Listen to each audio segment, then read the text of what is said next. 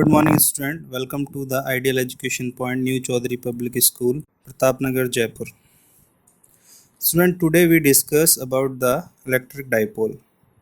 So, what is the meaning of electric dipole? Electric dipole is a pair of equal and opposite charges separated by a very small distance. So, अगर दो equal magnitude में same और but polarity में opposite एक plus Q और एक minus Q charges अगर small distance पे प्लेस्ड हो तो ये जो सिस्टम बनता है इस सिस्टम को हम बोलते हैं इलेक्ट्रिक डाइपोल। तो दो equal but opposite charges small distance पे होने चाहिए इलेक्ट्रिक डाइपोल में। The electric field produce by a dipole is known as dipole field. तो ये जो पूरा सिस्टम है ये इलेक्ट्रिक फील्ड बनाएगा। इस इलेक्ट्रिक फील्ड को हम बोलेंगे द फील्ड ऑफ डाइपोल।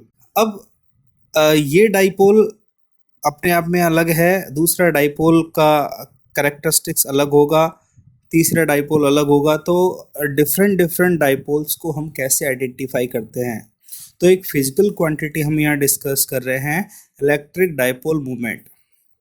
ये आपको बताता है कि ये डाइपोल का इफेक्टिवनेस कितना है और दूसरे वाले डाइपोल का इफेक्टिवनेस कितना है। तो electric dipole moment is a vector quantity used to measure the strength of an electric dipole. तो इलेक्ट्रिक डाइपोल का स्ट्रेंथ या उसकी ताकत को कौन सी क्वांटिटी बताती है? Electric dipole moment. तो इलेक्ट्रिक डाइपोल मोमेंट किसी भी इलेक्ट्रिक डाइपोल की ताकत को बताती है। कौन सा? इलेक्ट्रिक डाइपोल कितना इफेक्टिव है। The magnitude of electric dipole moment is the product of magnitude of either charge and the distance between the two charges. So electric dipole moment को हम डिफाइन करेंगे, it is the product, it is the multiplication of charge and the distance between the two charges. Here 2L is the distance between the minus q and plus q charges. So 2L is distance between the minus q and plus q charges. So this distance is 2L. So electric dipole moment is defined as the product of charge of either magnitude and the distance between the two charges. Here I cap represent the direction. I cap represent the positive x direction. ये electric dipole moment जो है वो vector quantity है और इसकी direction होगी minus charge से plus charge की तरफ, नेगेटिव चार्ज से पॉजिटिव चार्ज की तरफ इसकी डायरेक्शन होती है। तो ये जो एरो है ये इंडिकेट कर रहा है कि इलेक्ट्रिक डाइपोल मोमेंट को हम P से रिप्रेजेंट कर रहे हैं और उसकी डायरेक्शन होती है ये डायरेक्शन माइनस क्यू से प्लस क्यू की तरफ। तो हमें इलेक्ट्रिक डाइपोल मोमेंट की डायरेक्शन हमेशा किधर से किधर लेनी है? नेगेटिव चार्ज से पॉजिटिव चार्ज की तरफ। The direction is from negative to positive charge. So electric dipole moment का SI यूनिट क्या होगा? हम जानते हैं Q, चार्ज का SI यूनिट होता है कूलम, और 2L डिस्टेंस को हम मेजर करते हैं मीटर में। तो SI unit of dipole electric dipole moment is coulomb into metre. An ideal dipole is the dipole in which the charge becomes larger and larger and the separation becomes smaller and smaller. तो एक ideal dipole क्या होगा जिसमें ये जो charge है minus Q और plus Q ये लार्जर होना चाहिए और सेपरेशन है ये 2L, दोनों के बीच का सेपरेशन 2L ये स्मॉल होना चाहिए। तो जितना ज़्यादा चार्ज बड़ा होगा और डिस्टेंस जितना स्मॉल होगा ये इलेक्ट्रिक डाइपोल उतना ही आइडियल हम कह सकते हैं। सो इलेक्ट्रिक डाइपोल के लिए हम कुछ चीज़ें कैलकुलेट करेंगे। जैसे हम कैलकुलेट करेंगे electric field due to the dipole, और हम कैलकुलेट करेंगे work done and torque when a dipole is placed in the external electric field, और हम कैलकुलेट करेंगे potential energy of the electric dipole. तो सबसे पहले हम 3 पॉइंट में से सबसे पहले इलेक्ट्रिक फील्ड कैलकुलेट करते हैं। तो इलेक्ट्रिक फील्ड कैलकुलेट करने के लिए हम सबसे पहले इलेक्ट्रिक फील्ड भी हम 2 कैटेगरी में कैलकुलेट करेंगे। सबसे पहले हम कैलकुलेट कर रहे हैं electric field intensity due to an electric dipole. Number 1 है इसका at a point on axial line. अच्छा, ये एक्सियल लाइन क्या होती है? एक्सियल लाइन का मतलब है एक्सिस वाली लाइन।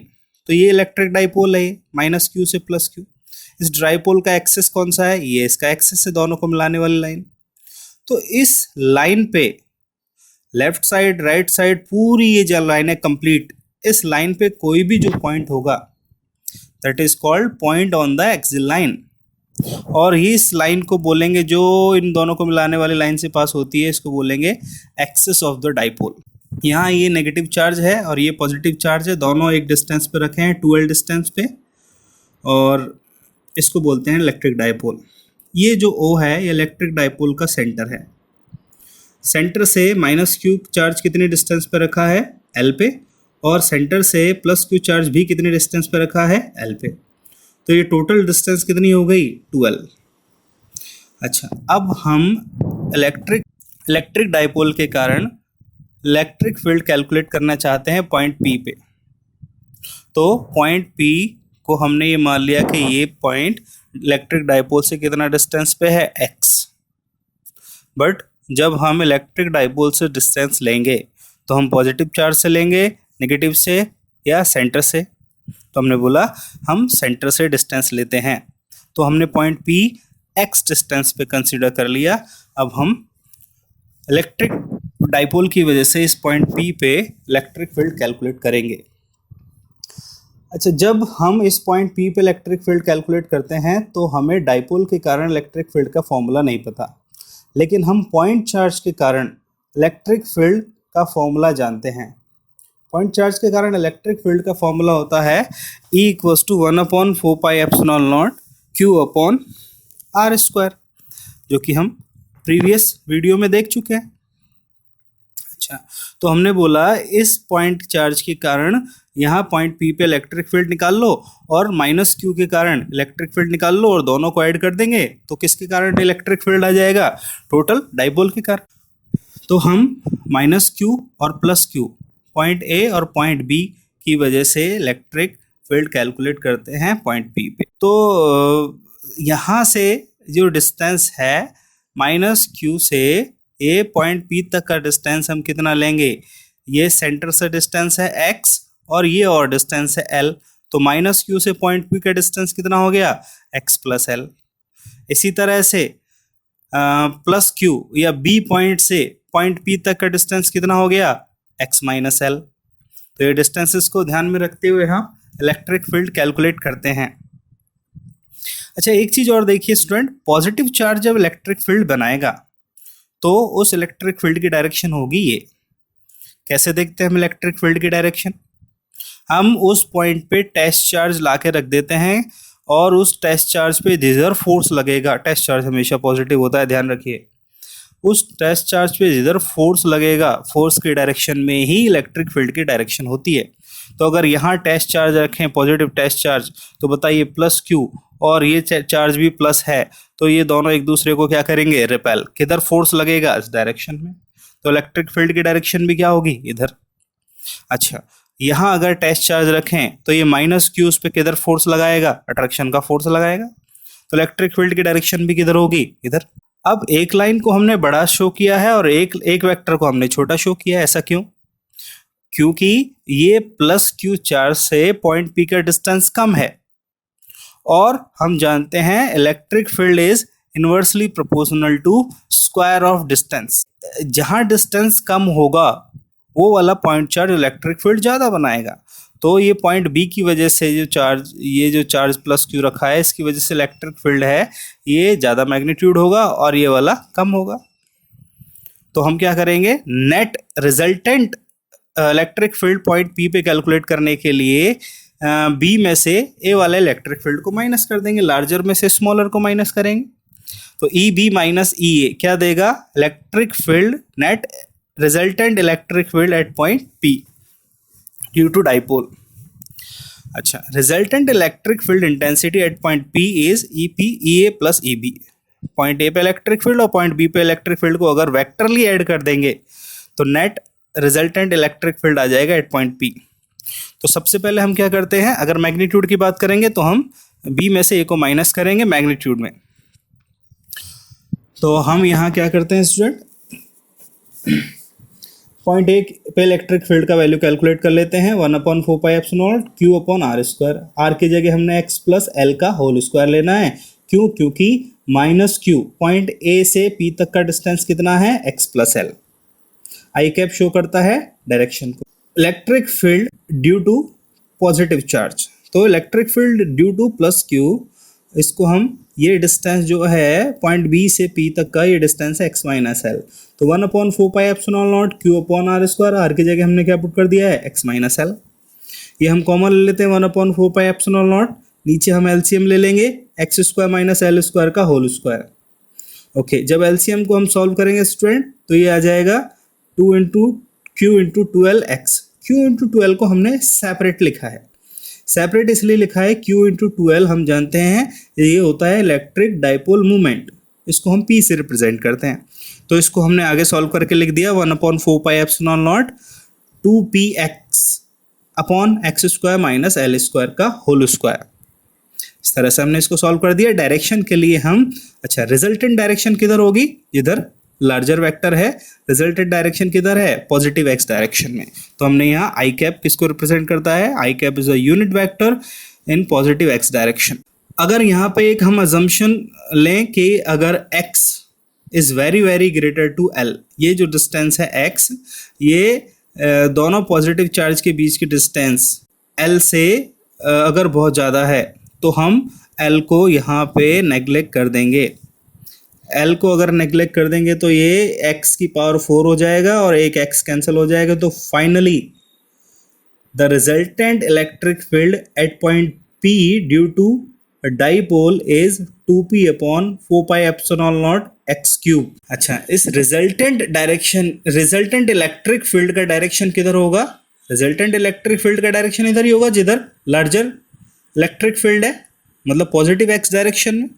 लेकिन हम इसको और स्पेसिफाई करना चाहते हैं और अच्छे तरीके से बताना चाहते हैं, तो हम बोलेंगे the direction of electric field is along the direction of electric dipole movement, क्योंकि इलेक्ट्रिक डाइपोल मूवमेंट की डायरेक्शन भी किधर होती है माइनस क्यू से प्लस क्यू। और ये जो नेट इलेक्ट्रिक फील्ड बनेगा दोनों को माइनस करने के बाद, उसकी डायरेक्शन भी किधर होगी, इस तरफ, राइट साइड। तो दोनों ही सेम डायरेक्शन को रिप्रेजेंट करते हैं, तो हम यहाँ पे इसको बोलेंगे the direction of electric field intensity at a point on the axial line due to a dipole is always along the direction of dipole movement. Now student, at a point on the equatorial line. अब ये equatorial line क्या होती है, जैसे हमने देखा था axial line होती है। अच्छा, ये डाइपोल का सेंटर है और इस सेंटर से जो पास होने वाली लाइन है वर्टिकल लाइन, इसको बोलते हैं इक्वेटोरियल लाइन। इस वर्टिकल लाइन पे अगर कोई पॉइंट है, सपोज हमने एक पॉइंट कंसिडर किया है पॉइंट Q, इसे बोलेंगे point on the equatorial line. So अब हमें इस पॉइंट Q पे इलेक्ट्रिक फील्ड कैलकुलेट करना है ड्यू टू डाइपोल। तो वही काम हम लोग करेंगे, दोनों पॉइंट चार्जेस की वजह से अलग अलग यहाँ पे इलेक्ट्रिक फील्ड निकालेंगे पॉइंट Q पे और दोनों को ऐड कर देंगे वेक्टरली। तो नेट इलेक्ट्रिक फील्ड या रिजल्टेंट इलेक्ट्रिक फील्ड हमें मिल जाएगा due to dipole at point Q। Okay, तो दोनों चार्जेस का मैग्नीट्यूड सेम है, दोनों चार्जेस की पॉइंट Q से डिस्टेंस सेम है। इस डिस्टेंस को हम कैलकुलेट कर सकते हैं इस ट्राइंगल से, ट्राइंगल AQO। इस ट्राइंगल में पाइथागोरस लगा के AQ का वैल्यू क्या आएगा, √(x² + l²), ये डिस्टेंस L है, तो √(x² + l²). तो हम यहाँ पे इलेक्ट्रिक फील्ड कैलकुलेट करेंगे ड्यू टू पॉइंट A और ड्यू टू पॉइंट B। सो ये पॉजिटिव चार्ज इलेक्ट्रिक फील्ड की डायरेक्शन किधर होगी, इलेक्ट्रिक फील्ड की डायरेक्शन इधर होगी रेडियली आउटवर्ड, और नेगेटिव चार्ज की वजह से इलेक्ट्रिक फील्ड की डायरेक्शन किधर होगी, इधर होगी रेडियली इनवर्ड। अच्छा, तो ये देखिए ये एंगल थीटा है, तो ये एंगल भी थीटा होगा, अल्टरनेट एंगल्स हैं और ये एंगल्स भी थीटा होगा। तो हम यहाँ से EA और EB, electric field due two point A, electric field due two point B, तो इन दोनों को हम ऐड करके और रिजल्टेंट इलेक्ट्रिक फील्ड निकाल सकते हैं एट पॉइंट Q। तो रिजल्टेंट इलेक्ट्रिक फील्ड निकालने के लिए हमें इन दोनों वेक्टर्स को ऐड करना पड़ेगा। दोनों वेक्टर्स को ऐड करने के दो तरीके हैं, या तो पैरेललोग्राम मेथड हम लोग यूज कर सकते हैं, और हम जानते हैं कि ये जो पैरेललोग्राम मेथड हम लोग यूज करेंगे, या फिर हम कंपोनेंट्स बना के भी इसको सॉल्व कर सकते हैं। तो resultant electric field at point Q is EA + EB। E A का वैल्यू निकाल लेंगे 1/4πε0 q upon r square. R का वैल्यू होगा root of x square plus l square, तो आर स्क्वायर करेंगे तो रूट हट जाएगा, तो x square plus l square, और ये हमने आई कैप डायरेक्शन के लिए रिप्रेजेंट किया है। इसी तरह से electric field due to positive charge is 1/4πε0 q upon x square plus l square. दोनों का डिस्टेंस सेम है, ये वाला और ये वाला डिस्टेंस सेम है, तो ये दोनों का मैग्नीट्यूड सेम आएगा, डायरेक्शन अलग अलग होगी। एक डायरेक्शन इस तरफ है तो एक डायरेक्शन इस तरफ है। अब दोनों को ऐड करने के लिए हम ई बी और ई ए को ऐड करने के लिए हम इनके कंपोनेंट्स रिजॉल्व करते हैं। अच्छा, अगर ये एंगल थीटा है तो ई ए के हम दो कंपोनेंट बना सकते हैं। जिधर से थीटा अटैच्ड है उधर बनेगा एक ई ए कॉस थीटा, और उसके परपेंडिकुलर इस डायरेक्शन में बनेगा ई ए साइन थीटा। इसी तरह से ई बी को भी हम रिजॉल्व कर सकते हैं दो कंपोनेंट्स में। जिधर थीटा है उधर बनेगा ई बी कॉस थीटा, और उसके परपेंडिकुलर डायरेक्शन में बनेगा ई बी साइन थीटा। और हम यहाँ से जान रहे हैं कि ई ए और ई बी का मैग्नीट्यूड तो सेम है, तो ये दोनों ई बी साइन थीटा और ई ए साइन थीटा ये दोनों इक्वल है और अपोजिट है, तो एक दूसरे को कैंसिल आउट कर देंगे। अच्छा, ये जो दो अलग अलग कंपोनेंट एक ही डायरेक्शन में आए ये दोनों ऐड हो जाएंगे, तो finally the resultant electric field at point Q is E A cos theta plus E B cos theta. E A और ई बी सेम है, दोनों का वैल्यू सेम है, तो ये हो जाएगा 2e cos थीटा। तो 2 और e का वैल्यू यहाँ से पुट करेंगे 1/4πε0 q upon x square plus l square cos theta. Cos theta का वैल्यू हम ए ट्राइंगल से पुट करेंगे। कॉस थीटा होता है बेस अपॉन हाइपोटेनियस, तो इस ट्राइंगल में बेस है l और हाइपोटेनियस है root of x square plus l square, तो l upon root of x square plus l square.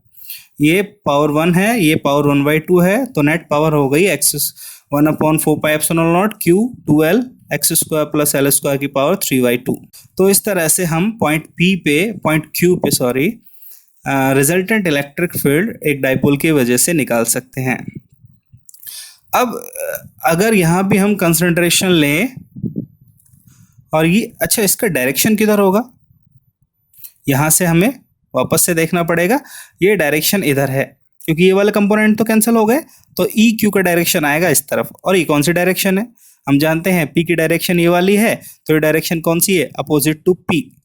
So electric field due to a dipole on the point on equatorial line is always opposite to the direction of electric dipole movement. So इस तरह से हम लोग इसकी direction को represent करते हैं। तो फाइनल फॉर्मूला ये आ गया, और हमने माइनस आई कैप यहाँ रिप्रेजेंट किया है नेगेटिव एक्स डायरेक्शन के लिए। अगर x is very very greater than to l तो हम इस एल को इग्नोर कर सकते हैं। एक्स स्क्वायर है और एक्स की पावर 3/2 है, तो एल तो हमने नेग्लेक्ट कर दिया, तो यहाँ बचेगा एक्स की पावर 3। तो electric field at point P Q is p upon 1/4πε0 x cube. The direction of electric field intensity at a point on the equatorial line due to dipole is parallel and opposite to the direction of dipole moment.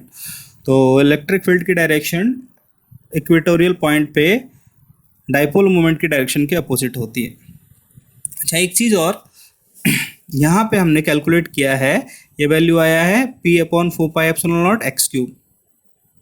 और axial line पे जब हमने electric field calculate किया था dipole की वजह से, उसका वैल्यू आया था 2p/4πε0 एक्स क्यूब। सो इसका मतलब सेम डिस्टेंस के लिए इलेक्ट्रिक फील्ड एक्सियल लाइन पे डबल होता है। इक्वेटोरियल लाइन की कंपैरिजन में एक्सियल लाइन पे इलेक्ट्रिक फील्ड कैसा होता है, डबल। अब स्टूडेंट हम एक कंसिडर करें कि हम ऑलरेडी एक इलेक्ट्रिक फील्ड प्रेजेंट है। ऑलरेडी कहाँ से प्रेजेंट है, जरूर यहाँ पे कुछ पॉजिटिव चार्जेस रखे होंगे, यहाँ कुछ नेगेटिव चार्जेस रखे होंगे, और पॉजिटिव चार्जेस से इलेक्ट्रिक फील्ड लाइंस निकलती है, नेगेटिव की तरफ जाती है। तो एक इलेक्ट्रिक फील्ड बना हुआ है एक्सटर्नल का मतलब ये जो चार्ज है डाइपोल के पास इन्होंने नहीं बनाया, बाहर से किसी और चार्जेस की वजह से ये इलेक्ट्रिक फील्ड बना हुआ है। अगर हम इसमें एक डाइपोल को प्लेस करें, ये डाइपोल है -q से +q, ये टोटल डिस्टेंस कितना है दोनों के बीच का, 12। अगर हम एक डाइपोल को प्लेस करें तो इस डाइपोल पे सबसे पहले हम कैलकुलेट करेंगे फोर्स कितना लगेगा और फिर कैलकुलेट करेंगे टॉर्क। तो सबसे पहले हम स्टूडेंट देखते हैं कि इस पे फोर्स कितना लगेगा। अगर इस डाइपोल को पूरे को एक बॉडी कंसीडर करें तो हम जानते हैं कि नेगेटिव चार्ज इलेक्ट्रिक फील्ड में फोर्स लगाता है F equals to Q E और पॉजिटिव चार्ज इलेक्ट्रिक फील्ड में फोर्स लगाता है F equals to Q E. बस पॉजिटिव चार्ज का डायरेक्शन होता है along the electric field force का, और नेगेटिव चार्ज पे इलेक्ट्रिक फील्ड में फोर्स लगता है opposite to direction of electric field. तो दोनों पे फोर्स तो सेम लगेगा बट अपोजिट डायरेक्शन में लगेगा। तो अगर नेट फोर्स हम कैलकुलेट करें तो नेट फोर्स कैलकुलेट करेंगे तो नेट फोर्स डाइपोल पे हो जाएगा 0। अगर नेट फोर्स डाइपोल पे 0 है तो इस यहाँ पे कोई ट्रांसलेशन मोशन नहीं होगा। इसका मतलब इसका सेंटर ऑफ मास जो है वो यहीं फिक्स रहेगा, ये आगे नहीं बढ़ सकता बिकॉज नेट फोर्स 0 है। लेकिन घूमने का मना नहीं है, सेंटर ऑफ मास यहीं रखे ये ऐसा रोटेट कर सकता है। क्यों? क्योंकि यहाँ पे टॉर्क क्रिएट हो रहा है। टॉर्क क्रिएट के लिए नेसेसरी कंडीशन क्या है स्टूडेंट? दो इक्वल एंड अपोजिट फोर्सेज होने चाहिए at two different points of a body. तो आप देख रहे हैं दो इक्वल फोर्सेज हैं क्यू ई और अपोजिट भी है, टू डिफरेंट पॉइंट्स पे एक्ट कर रहे हैं। So the forces of magnitude Q E act opposite to each other, hence net force acting on the dipole due to external uniform electric field is 0. So there is no translation motion of the dipole. However, the forces are along different lines of the action and constitute a couple, hence the dipole will rotate and experience torque. तो हम already class 11th में discuss कर चुके हैं कि torque के लिए necessary condition क्या है? कपल ऑफ फोर्स होना चाहिए। तो यहाँ पे एक कपल ऑफ फोर्सेस है, इक्वल एंड अपोजिट फोर्स लगने चाहिए। तो टॉर्क का फॉर्मूला क्या होता है? तो नेट फोर्स तो 0 हो गया, लेकिन टॉर्क हम कैलकुलेट कर सकते हैं। टॉर्क होता है force into perpendicular distance between the two forces. So perpendicular distance between the two forces कौन सा है? ये जो डिस्टेंस है ये वाला, this is the perpendicular distance between two forces, this distance. ये डिस्टेंस को हमें कैलकुलेट करना है तो हम कर सकते हैं इस ट्राइंगल से। ये पूरा कितना है? 2L, और ये एंगल कितना है? थीटा, और हमें ये साइड निकालना है। तो हम जानते हैं साइन थीटा होता है परपेंडिकुलर अपॉन हाइपोटेनियस। तो ये साइड परपेंडिकुलर है और ये हाइपोटेनियस है, तो यहाँ से परपेंडिकुलर का वैल्यू क्या आ जाएगा? 2L sign theta. तो ये डिस्टेंस कितनी हो गई? 2L sine theta. अच्छा, तो फोर्स इनटू परपेंडिकुलर डिस्टेंस, तो फोर्स हो गया ये टॉर्क है, और फोर्स हो गया क्यू ई, और परपेंडिकुलर डिस्टेंस हो गया 2L साइन थीटा। अच्छा, Q इंटू 2L हम जानते हैं इलेक्ट्रिक डाइपोल मोमेंट होता है Q इंटू 2L, उसको P से रिप्रेजेंट करते हैं। तो इसको हमने Q इंटू 2L को क्या लिख दिया? P। तो फाइनली ये फॉर्मूला बन गया P ई साइन थीटा। तो P E sine theta is torque acting on the electric dipole when it is kept in the external electric field. तो टॉर्क का अगर वेक्टर फॉर्म में हम इसको लिखें तो हम क्लास 11th में क्रॉस प्रोडक्ट का फॉर्मूला पढ़ चुके हैं। A cross B equals to होता है ए बी साइन थीटा। तो P ई साइन थीटा को हम क्रॉस प्रोडक्ट की फॉर्म में क्या लिख सकते हैं? P cross E। अच्छा, डायरेक्शन किधर होगी टॉर्क की? डायरेक्शन हम क्रॉस प्रोडक्ट में पढ़ चुके हैं कि जिस प्लेन में ये दोनों वेक्टर एग्जिस्ट करते हैं उस प्लेन के परपेंडिकुलर डायरेक्शन में इसकी डायरेक्शन होगी टॉर्क की। So direction of torque is perpendicular to the plane containing P and E। SI unit क्या होगा इसका? SI unit of torque is newton into metre. Force का यूनिट न्यूटन और डिस्टेंस का मीटर, तो न्यूटन इंटू मीटर। तो ये torque की डायरेक्शन को रिप्रेजेंट करता है डायग्राम। अच्छा, हम अलग अलग केसेस डिस्कस कर सकते हैं। ये फॉर्मूले को थोड़ा देखिए, torque equals to P E sine theta. अगर थीटा का वैल्यू 0 है, मतलब इलेक्ट्रिक डाइपोल मूवमेंट की डायरेक्शन इलेक्ट्रिक फील्ड की डायरेक्शन में है, तो टॉर्क कितना होगा? थीटा का वैल्यू 0 पुट करिए, टॉर्क हो जाएगा 0। तो टॉर्क कितना क्रिएट होगा? 0। अच्छा, थीटा 90 है। अगर ये जो इलेक्ट्रिक डाइपोल है ये ऐसा है perpendicular to electric field, theta 90 होगा। अगर थीटा 90 होगा तो टॉर्क का वैल्यू आएगा PE, मैक्सिमम टॉर्क लगेगा इस डाइपोल पे। अच्छा, थर्ड केस में हम देखते हैं थीटा है 180। अच्छा, साइन 180 होता है अगेन 0, तो टॉर्क कितना क्रिएट होगा? 0। तो स्टूडेंट हम यहाँ देखते हैं कि दो कंडीशंस में टॉर्क जीरो क्रिएट होता है। तो अगर इस डाइपोल को हम कहीं भी थीटा एंगल पे छोड़ेंगे तो ये कहाँ आने की कोशिश करेगा, इक्विलिब्रियम पोजीशन पे। तो इक्विलिब्रियम पोजीशन कौन सी होती है, जहाँ टॉर्क जीरो होता है। तो ये भी इक्विलिब्रियम पोजीशन है, थीटा इक्वल्स टू जीरो, और थीटा इक्वल्स टू 180 डिग्री, ये भी इक्विलिब्रियम पोजीशन है। अच्छा, इनमें से एक होती है स्टेबल और एक होती है unstable. Theta equals to zero stable position है, क्योंकि ये जो इलेक्ट्रिक डाइपोल है ये ऐसा हो जाएगा थीटा इक्वल्स टू जीरो में, और जब इसको थोड़ा सा डिस्प्लेस करेंगे इक्विलिब्रियम पोजीशन से तो ये वापस से इक्विलिब्रियम पोजीशन में आ जाएगा, दैट इज स्टेबल। लेकिन अगर थीटा 180 है, ये प्लस क्यू घूम के इधर आ जाता है और माइनस क्यू इधर चला जाता है, तो जैसे ही हम इसको थोड़ा सा डिस्प्लेस करेंगे ये वापस नहीं आएगा, उल्टा पूरा चक्कर लगा के और घूम जाएगा। सो ये भी इक्विलिब्रियम पोजीशन है 180 वाली, बट ये कौन सी है, अनस्टेबल। थोड़ा सा डिस्प्लेस करने पे ही ये वापस से थीटा इक्वल्स टू जीरो वाली पोजीशन में आ जाता है। टॉर्क के बाद हम देखते हैं work done on an electric dipole in uniform electric field. अब स्टूडेंट वर्क डन कैलकुलेट करने के लिए हम इसको थोड़ा सा रोटेट करते हैं। हम इसको थोड़ा रोटेट करते हैं डी थीटा एंगल पे। तो पहले ये डाइपोल थीटा 1 एंगल बना रहा था, और अब हमने डी थीटा इंक्रीज करके इसका एंगल कितना कर दिया है, थीटा 2। ये पॉजिटिव चार्ज है और ये नेगेटिव चार्ज है, यहाँ फोर्सेस लग रहे हैं। तो इसको डी थीटा घुमाने के लिए हमें कितना वर्क डन करना पड़ा। तो when an electric dipole is placed in a uniform electric field, it experiences torque and tends to align in such a way to attain stable equilibrium. Stable equilibrium में हम आपको पहले ही बता चुके हैं student, theta equal to zero पे होता है। So dW, that is small work done, tau into d theta, torque into d theta. d theta is the small angular displacement, और टॉर्क का फॉर्मूला हम जानते हैं, टॉर्क होता है PE sin थीटा।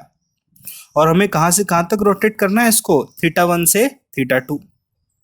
तो कंप्लीट वर्क डन कैलकुलेट करने के लिए हमने इस टॉर्क को P sine theta D theta को इंटीग्रेट कर दिया from theta 1 to theta 2 complete work done calculate करने के लिए। तो P sine theta D theta, अच्छा हम जानते हैं पी तो बाहर आ जाएगा इंटीग्रेशन से, साइन थीटा का इंटीग्रेशन होता है minus cos theta, minus cos theta. फिर हम लिमिट पुट कर देंगे, अपर लिमिट थीटा 2 और लोअर लिमिट थीटा 1। तो फाइनली वर्क डन आ जाएगा हमारे पास PE cos theta 1 minus cos theta 2। Okay, if the potential energy is arbitrary taken zero when the dipole is at 90 degree, then the potential energy in rotating the dipole and inclining at an angle theta is. तो potential energy अगर calculate करें, अगर हम consider करें theta angle के लिए, और theta 2 को हमने क्या कंसिडर, थीटा 1 को क्या कंसिडर कर लिया है ऑलरेडी कि वो 90 डिग्री पे प्लेस्ड है, और उसको थीटा घुमाने के लिए पोटेंशियल एनर्जी कितनी आ जाएगी, तो यहाँ पे हमने थीटा 1 का वैल्यू क्या पुट कर दिया 90, और थीटा 2 का वैल्यू क्या पुट कर दिया थीटा। तो potential energy is U equals to minus PE cos theta. So this is the potential energy of dipole. It is placed external electric field. Potential energy can be taken zero arbitrary at any position.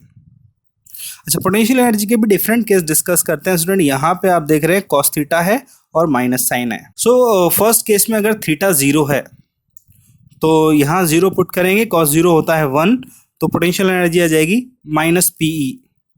Theta equal to zero पर stable होता है, stable equilibrium होता है। So this is stable equilibrium, this is the minimum potential energy. अगर हम theta equals to 90 put करें then the potential energy becomes zero. तो potential energy zero कब होती है, 90 डिग्री पे। पोटेंशियल एनर्जी मिनिमम कब होती है, थीटा इक्वल्स टू जीरो पे। तो ध्यान रखिए स्टूडेंट, कई बार ये पूछ लिया जाता है कि पोटेंशियल मिनिमम पोटेंशियल एनर्जी के लिए एंगल कितना होता है between the electric field and electric dipole, तो थीटा इक्वल्स टू जीरो। और पोटेंशियल एनर्जी जीरो कब होती है, थीटा इक्वल्स टू 90 के लिए। अच्छा, if theta equals to 180 then U equals to PE। अगर थीटा का वैल्यू यहाँ 180 पुट करेंगे, cos 180 होता है स्टूडेंट -1, तो -1 ये और माइनस ये प्लस हो जाएगा, then potential energy is PE और this is called unstable equilibrium.